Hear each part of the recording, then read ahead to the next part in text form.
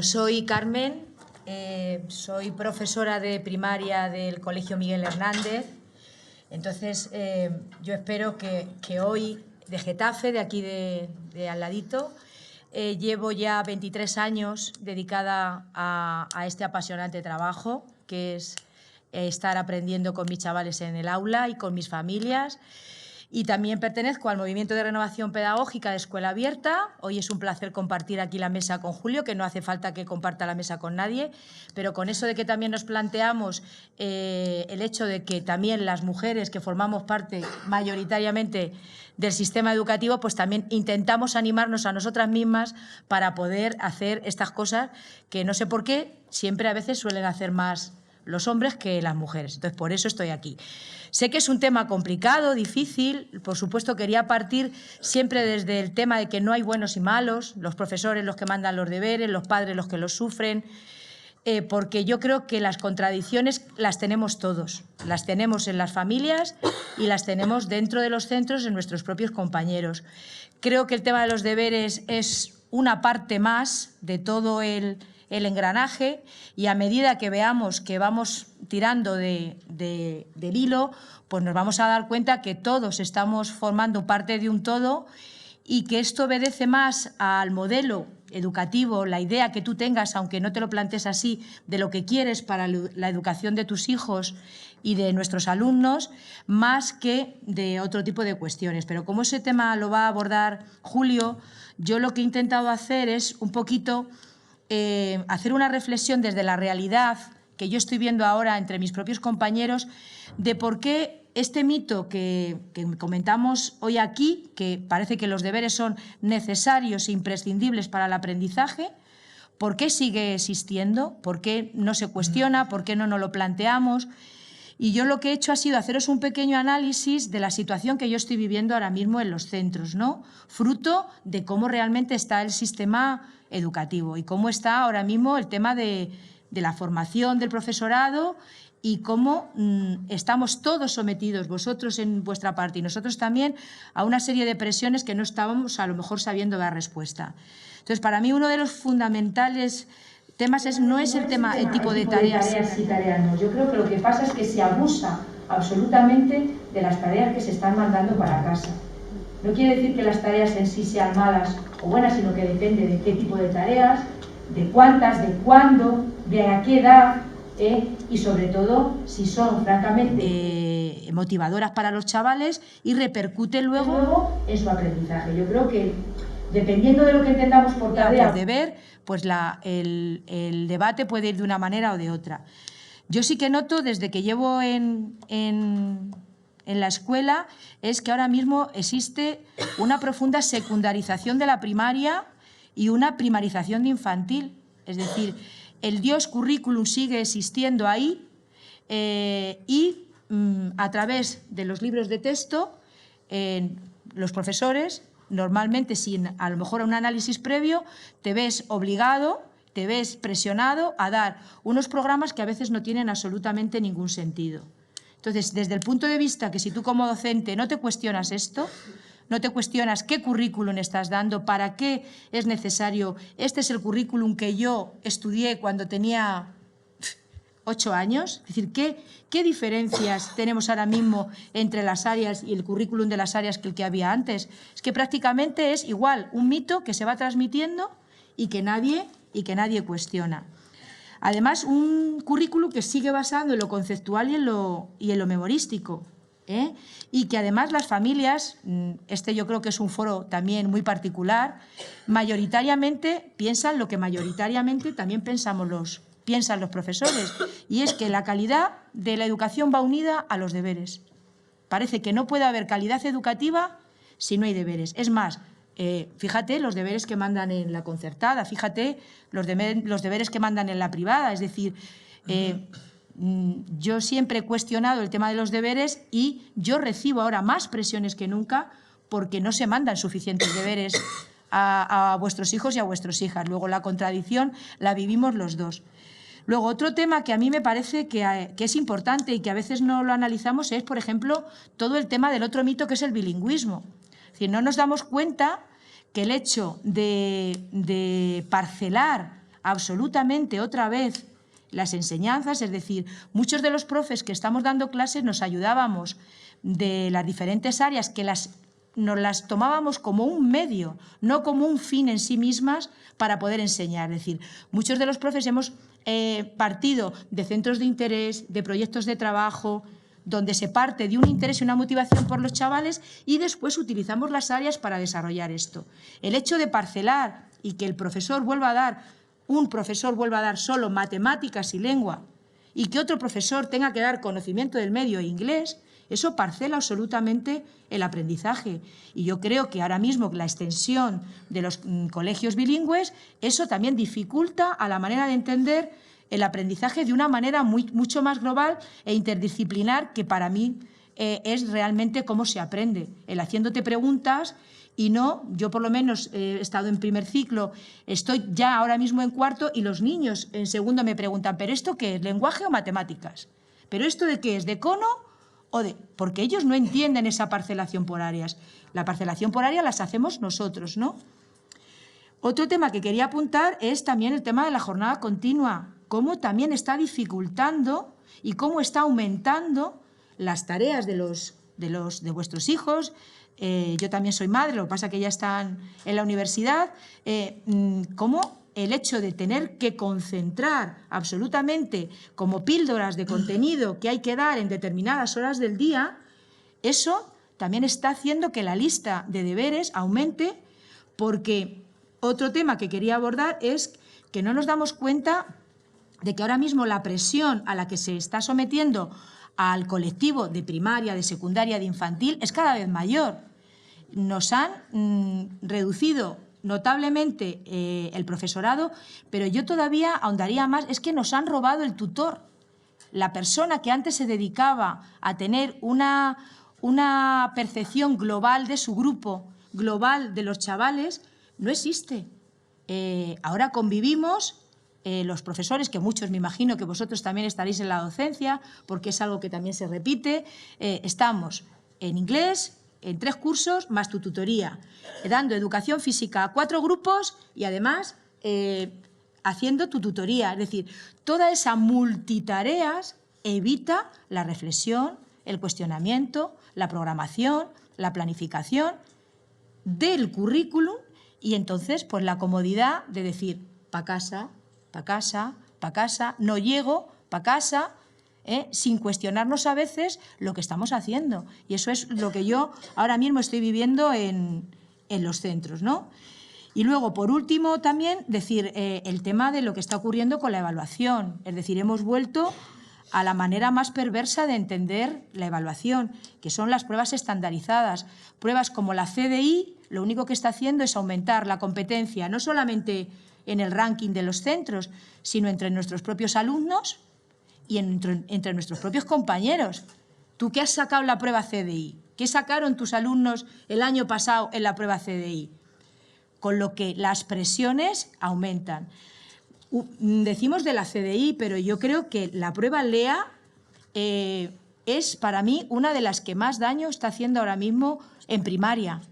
LEA, la prueba que se hace ahora mismo a los niños al acabar el segundo ciclo, donde se les saca de su aula, se les lleva a un despacho con el inspector, con el tutor, uno por uno, es decir, como una oposición, exactamente igual, que se les saca absolutamente de su contexto, y que luego además se les obliga a pasar un examen de lengua y de matemáticas. Es decir, volvemos absolutamente a un retroceso de entender la evaluación como nota, como examen y nada más.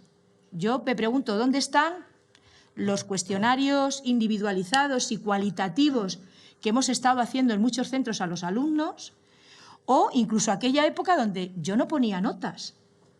Se hacía un informe de tu alumno, una entrevista con la familia, pero yo, ¿verdad? Bendito, progresa adecuadamente y necesita mejorar. Yo creo que hemos retrocedido en ese sentido, sobre todo en primaria.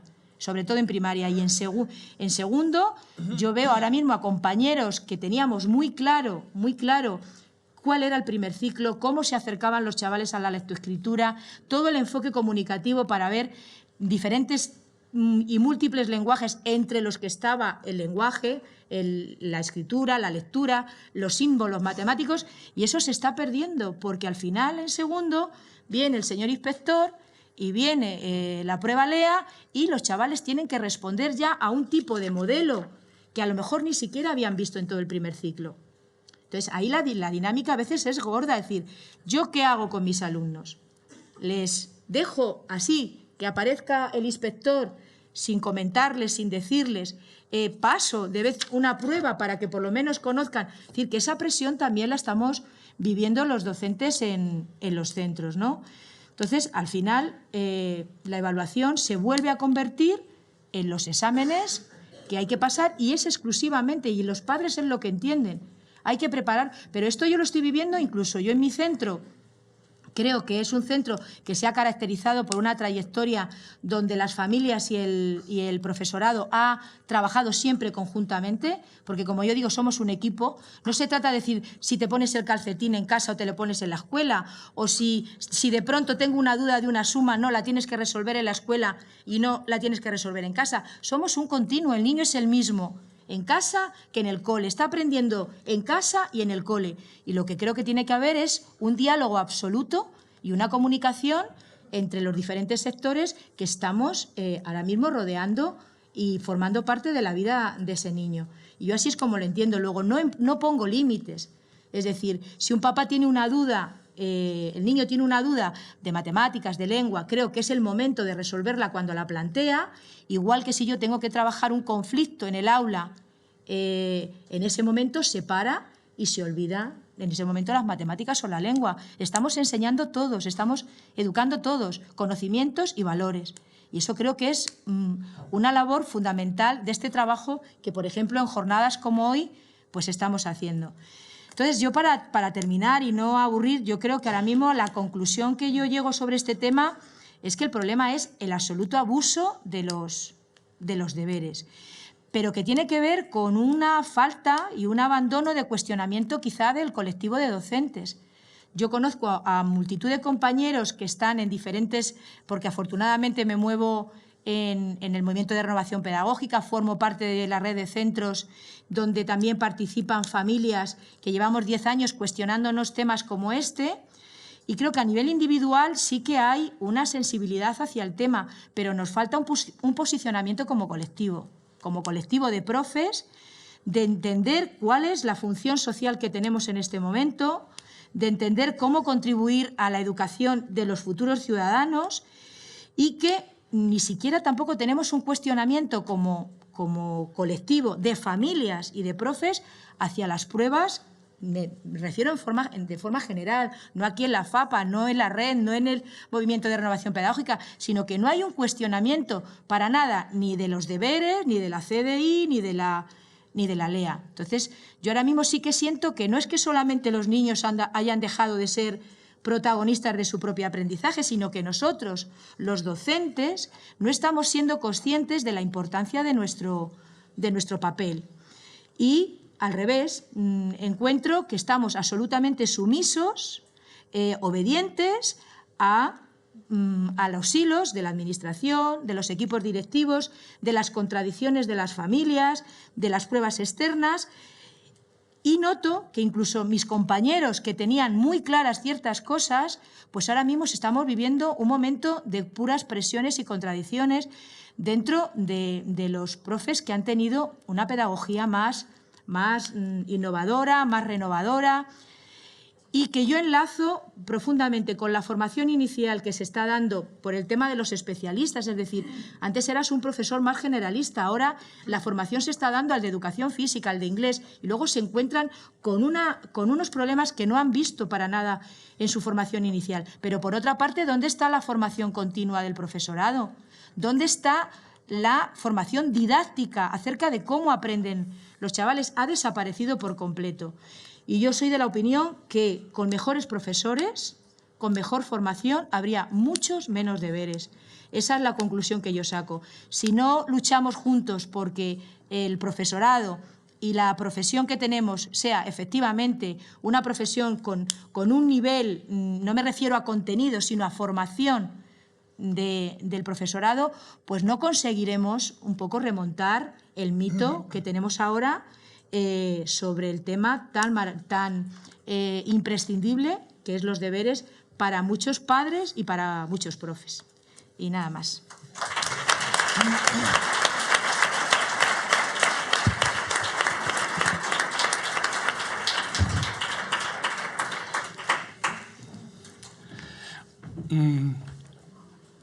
Otra vez vuelvo a hablar, perdonar. Gracias por la invitación y por todo lo demás. Yo quisiera no repetir cosas porque lo dicho me parece muy aceptable, muy asumible, y sí me gustaría comenzar diciendo que el sistema social, productivo, cultural, dominante que tenemos, en el que vivimos, tiene 3 objetivos básicos. El primero, la producción del individualismo. El segundo, la competitividad entre los seres humanos. Y el tercero, la modificación profunda de la subjetividad humana.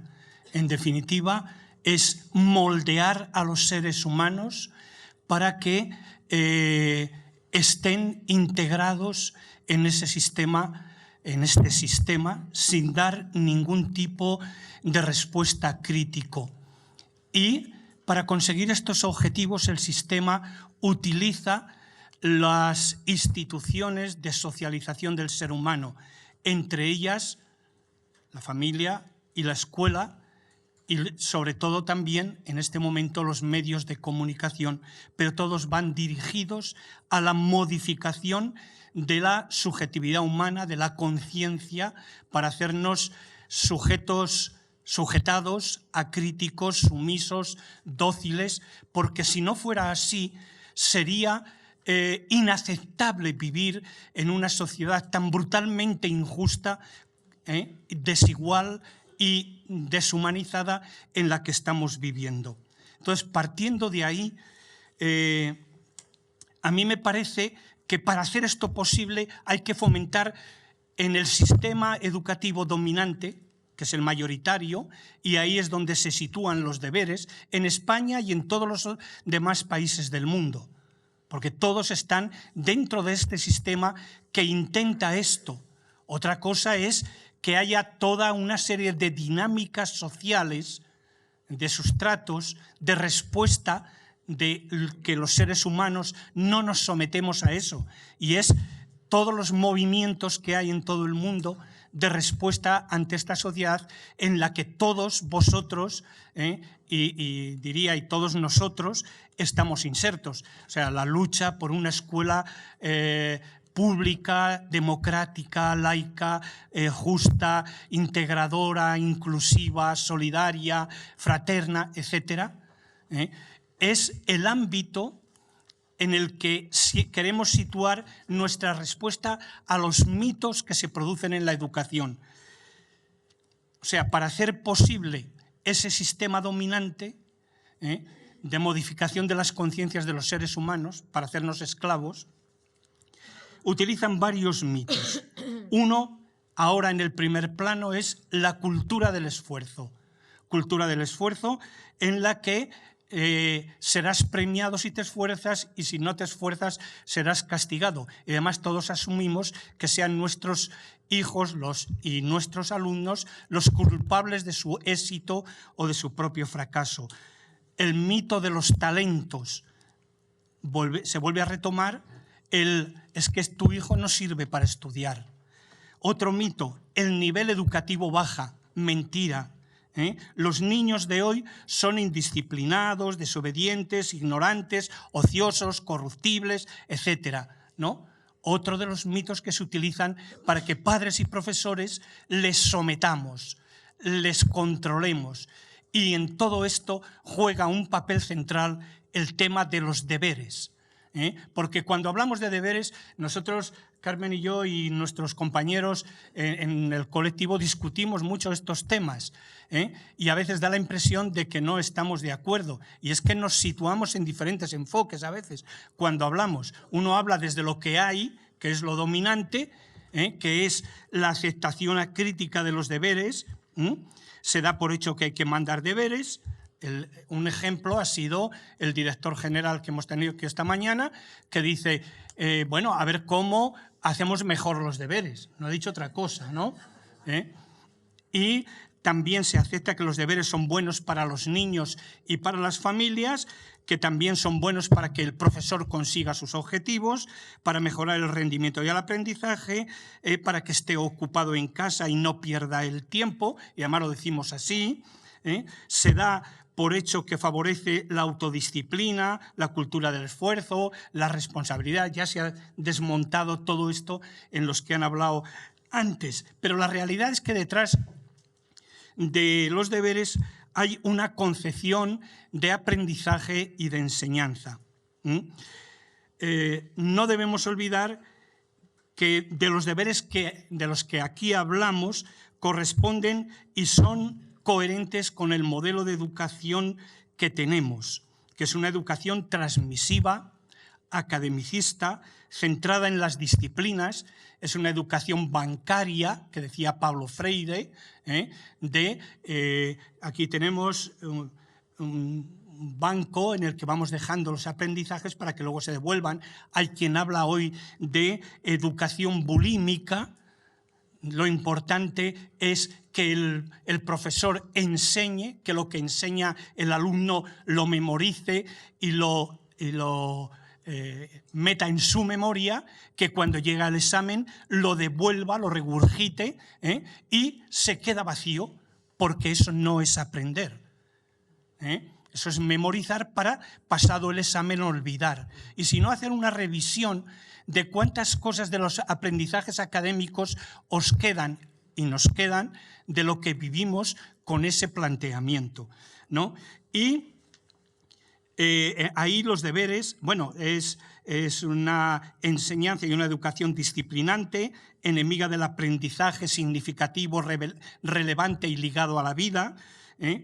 Es, ya digo, autoritaria, memorística, y los deberes que se plantean son repetitivos y tienen dos objetivos fundamentales: disciplinar al niño y controlarlo. No hay otra.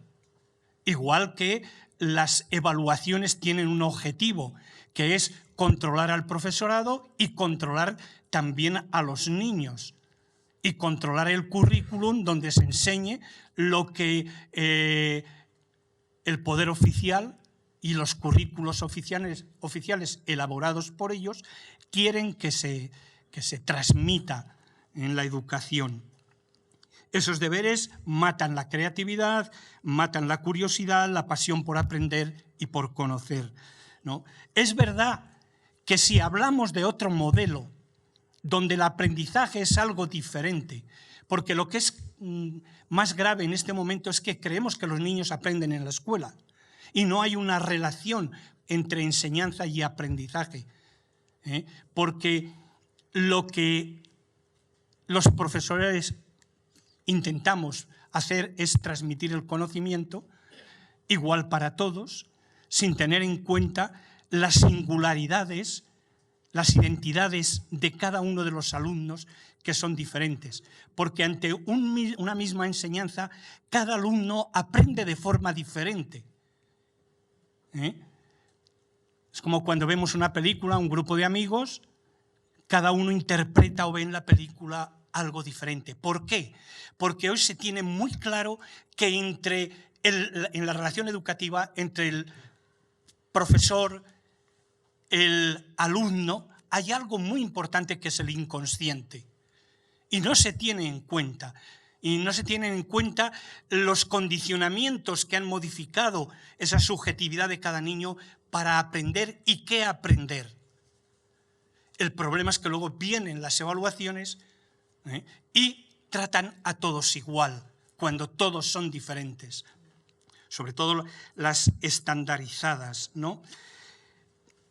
El aprendizaje siempre es un aprendizaje, ahora los listos ya dicen que es un aprendizaje rizomático, como el rizoma que construye las plantas, donde cada rama, donde cada raíz sale por un lado y se implica, porque todos los conocimientos, todos los aprendizajes, todos los contextos emocionales de cada uno, todos los afectos, todo lo vivido, modifica en cada uno lo que aprendemos.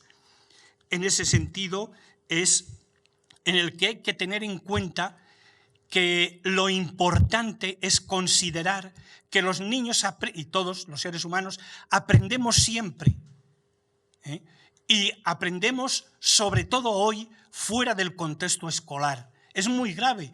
Sé que estoy diciendo cosas muy gordas, pero vamos, muy gordas que requerirían un debate y una reflexión muy calmada y muy serena. Y a lo mejor yo lo hago con mucha contundencia, ¿no? Y habría que aclarar muchas de las afirmaciones que hago. He justificado antes por qué los niños no aprenden, porque además están sometidos a la presión de los contenidos enciclopédicos para que no se detengan a pensar, sino para que entretengan todo su tiempo en aprender muchos conceptos, porque además se ha hecho que los programas sean ilimitados. Y toda la angustia de mis compañeros, y también lo comentamos muchas veces, es no me da tiempo a hacer nada, a acabar el programa, tienen que trabajar en casa, que es un modelo más de presión.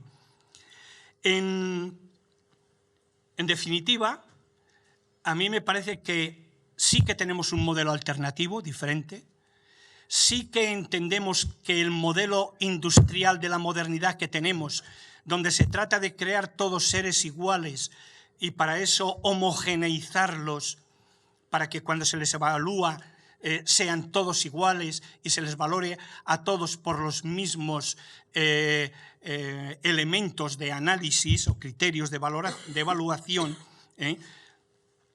sí que es importante tener en cuenta que hay ya, y desde hace mucho tiempo, grandes pedagogos, grandes experiencias en muchas escuelas de planteamientos alternativos. Los referentes nuestros, como movimientos de renovación pedagógica, son todos los educadores, todas las experiencias, todas las escuelas que han sido alternativas desde finales del siglo XIX hasta hoy, desde la Institución Libre de Enseñanza, autores como la educación liberadora de Pablo Freire, Celestín Freinet, con la escuela activa, la escuela popular, como escuela del pueblo, hasta llegar a hoy. Y en ese sentido sí que hay una cosa fundamental que tenemos clara, y es que el ser humano sobre todo es un ser aprendiente, y que en la sociedad actual, donde se está dando la revolución tecnológica, se van borrando las huellas de la vieja infancia, que es la infancia de la modernidad que comienza en la Ilustración a finales del siglo XVIII, principios del XIX, como una escuela o una infancia obediente, sumisa, acrítica, capaz de ser disciplinada y hacer todo lo que se les manda. La infancia de hoy, la que está surgiendo con las nuevas tecnologías, con la revolución tecnológica, es una infancia diferente. Hay quien habla de la infancia de la posmodernidad. Es una infancia que su ambiente natural son las pantallas, son los diferentes lenguajes visuales y audiovisuales, son, es verdad, alumnos y niños y adolescentes fascinados por lo inmediato, por el todo aquí y ahora. Y ahí es donde tiene que cumplir una función fundamental la escuela y los trabajos, o qué hacer en el tiempo de ocio, donde tengan tiempos para la frustración, porque hoy se habla de la construcción en cada niño de un yo ilimitado, cómo ponemos límites. Y cómo ponemos límites desde una convivencia positiva de la relación desde la misma dignidad, con funciones diferentes de padres y profesores. Desde el cuidado, la atención, la ternura, el reconocer que hay que poner en común muchos espacios de generación de vida diferente a la que nos impone el poder. Y si no, analicemos todos nuestros tiempos de ocio. En ese sentido, creo que los deberes se definen por lo que hay que exigir a los niños. Y todos decimos, es que hay que exigirles, es que hay que controlarles, es que hay que someterles. Y yo creo que se les exige mal y a destiempo. Voy a ir acabando. Se somete a los niños a una presión sin sentido. El otro día estaba recogiendo firmas en la plaza de Getafe, las firmas de la consulta que hemos hecho desde la plataforma, desde las plataformas de la escuela pública, y pasa el padre, oye, ¿qué hacéis? Yo le conocía de vista del colegio y le cuento y el niño me dice, oye, yo quiero firmar contra los deberes. ¿Puedo? Sí. Pero hombre, ¿y eso por qué dices que anoche estuve hasta las 10:30 haciendo deberes? Y el padre estaba detrás de él y me decía, sí. Y me decía, sí, y no sabemos qué hacer. Es muy grave. Entonces, el aprendizaje, aprender a vivir, conectar con la vida, no ser educados para el mercado, sino educados para la vida, requiere tiempo, calma, capacidad de diálogo y conversación con nuestros hijos, capacidad de reflexión y de interiorización de los aprendizajes. Los deberes no pueden ser, pues, una carga, ni para los niños ni para las familias, también se ha dicho, ¿no? Ni para los profesores. Ni para los profesores, es verdad.